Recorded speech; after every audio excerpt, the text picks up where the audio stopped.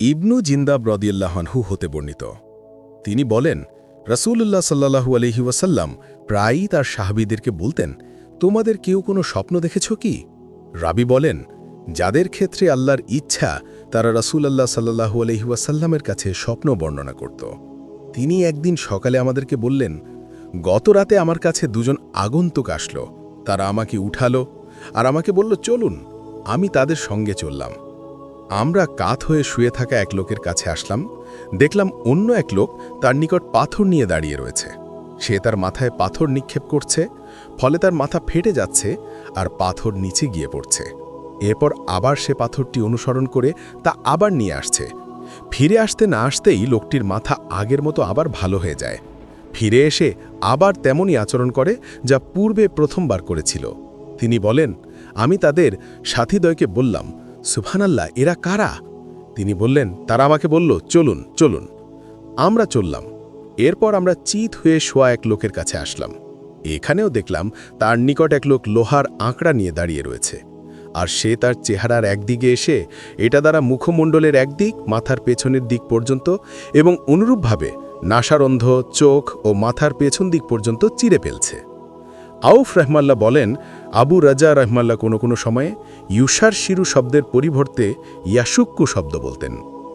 এরপর ওই লোকটি শায়িত লোকটির অপর দিকে যায় এবং প্রথম দিকের সঙ্গে যেমন আচরণ করেছে তেমনই আচরণই অপর দিকের সঙ্গেও করে। ওই দিক হতে অবসর হতে না হতেই প্রথম দিকটি আগের মতো আবার ভালো হয়ে যায়। তারপর আবার প্রথমবারের মতো আচরণ করে। তিনি বলেন, আমি বললাম, সুবহানাল্লাহ, এরা কারা? তিনি বলেন, তারা আমাকে বলল, চলুন চলুন। আমরা চললাম এবং চুলার মতো একটা গর্তের কাছে পৌঁছলাম। রাবী বলেন, আমার মনে হয় যেন তিনি বলেছিলেন, আর তথায় শোরগোলের শব্দ ছিল। তিনি বলেন, আমরা তাতে ওকি মারলাম, দেখলাম তাতে বেশ কিছু উলঙ্গ নারী ও পুরুষ রয়েছে, আর নিচ থেকে বের হওয়া আগুনের লেলিহান শিখা তাদেরকে স্পর্শ করছে। যখনই লেলিহান শিখা তাদেরকে স্পর্শ করে তখনই তারা উচ্চ স্বরে চিৎকার করে ওঠে। তিনি বলেন, আমি তাদেরকে বললাম, এরা কারা? তারা আমাকে বলল, চলুন চলুন। তিনি বলেন, আমরা চললাম এবং একটা নদীর তীরে গিয়ে পৌঁছলাম। রাবী বলেন, আমার যতদূর মনে পড়ে তিনি বলেছিলেন, নদীটি ছিল রক্তের মতো লাল। আর দেখলাম এই নদীতে এক ব্যক্তি সাঁতার কাটছে, আর নদীর তীরে অন্য এক লোক আছে এবং সে তার কাছে অনেকগুলো পাথর একত্রিত করে রেখেছে। আর ওই সাঁতারকারী লোকটি বেশ কিছুক্ষণ সাঁতার কাটার পর সে লোকটির কাছে এসে পৌঁছে যে নিজের নিকট পাথর একত্রিত করে রেখেছে।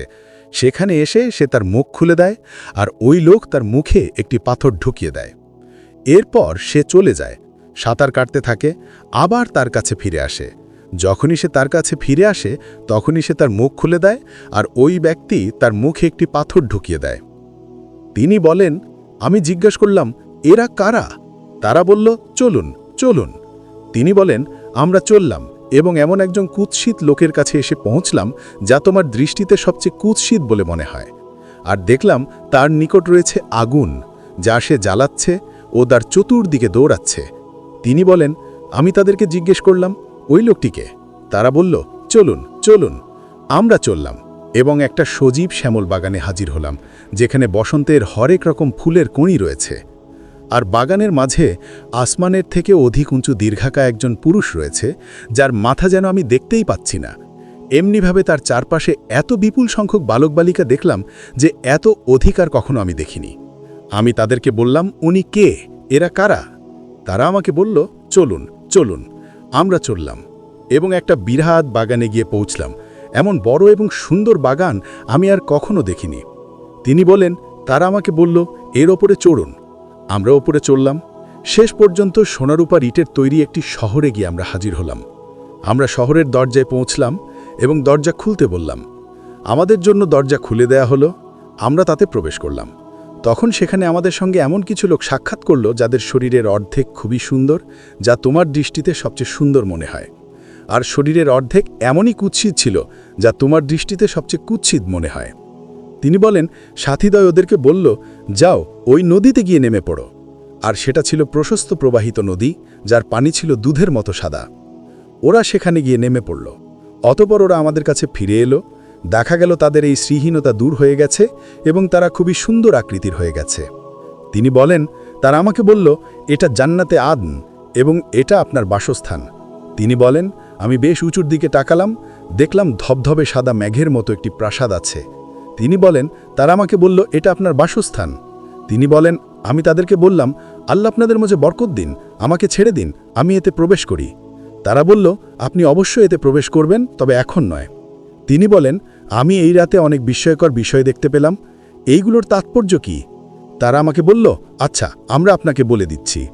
ওই যে প্রথম ব্যক্তি যার কাছে আপনি পৌঁছেছিলেন, যার মাথা পাথর দিয়ে চূর্ণ বিচূর্ণ করা হচ্ছিল, সে হলো ওই ব্যক্তি যে কোরআন গ্রহণ করে তা ছেড়ে দিয়েছে আর ফরজ সালাত ছেড়ে ঘুমিয়ে থাকে। আর ওই ব্যক্তি যার কাছে গিয়ে দেখেছিলেন যে তার মুখের এক ভাগ মাথার পেছন দিক পর্যন্ত এমনিভাবে নাসারন্ধ্র ও চোখ মাথার পেছন দিক পর্যন্ত চিরে খেলা হচ্ছিল, সেই হলো ওই ব্যক্তি যে সকালে নিজ ঘর থেকে বের হয়ে এমন কোনো মিথ্যা বলে যা চারদিকে ছড়িয়ে পড়ে। আর এই সকল উলঙ্গ নারী পুরুষ যারা চুলা সদৃশ গর্তের ভেতর আছে, তারা হলো ব্যভিচারী ও ব্যভিচারিণী। আর ওই ব্যক্তি যার কাছে পৌঁছে দেখেছিলেন যে সে নদীতে সাঁতার কাটছে ও তার মুখে পাথর ঢুকিয়ে দেওয়া হচ্ছে, সে হলো সুদখোর। আর ওই কুৎসিত ব্যক্তি যে আগুনের কাছে ছিল ও আগুন জ্বালাচ্ছিল এবং সে তার চারপাশে দৌড়াচ্ছিল, সে হলো জাহান্নামের দারোগা মালিক ফেরেশতা। আর এই দীর্ঘাকায় ব্যক্তি যিনি বাগানে ছিলেন, তিনি হলেন ইব্রাহিম আলাইহিসসালাম। আর তার আশেপাশের বালক বালিকারা হলো এই সকল শিশু যারা ফিতরাতের ওপর মৃত্যুবরণ করেছে।